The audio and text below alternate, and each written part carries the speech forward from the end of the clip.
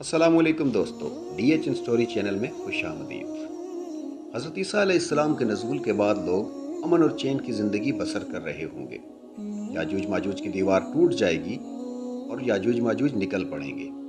अल्लाह ताला की तरफ से हज़रत ईसा अलैहिस्सलाम को हुक्म होगा कि मुसलमानों को कोहे तूर की तरफ जमा कर लें, क्योंकि याजूज माजूज का मुकाबला करना किसी के बस में ना होगा।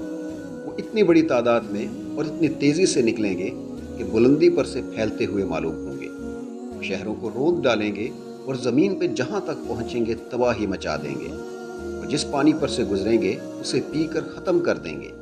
यहाँ तक कि उनकी पहली जमात जब बहीर तबरिया पर से गुजरेगी तो उसका पूरा पानी पी जाएगी।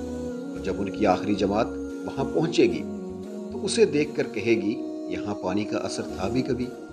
आखिरकार याजूज माजूज कहेंगे कि अहले ज़मीन पर तो हम गलबा हासिल कर चुके, आओ अब आसमान वालों से जंग करें। हज़रत ईसा अलैहिस्सलाम के साथी इस वक्त ऐसी जगह खड़े होंगे जहाँ ग़िज़ा की सख्त किल्लत होगी। लोगों को एक बैल का सर 100 दिनार से बेहतर मालूम होगा।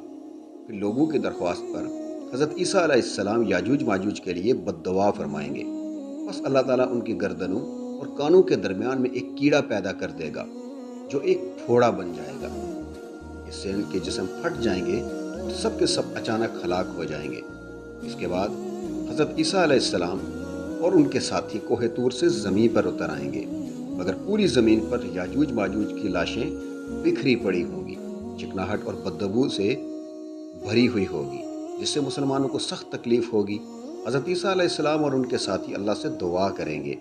बस अल्लाह ताला लंबी गर्दनों वाले बड़े बड़े परिंदे भेजेगा जो इन लाशों को उठाकर समंदर में या जहां अल्लाह चाहेगा फेंक देंगे।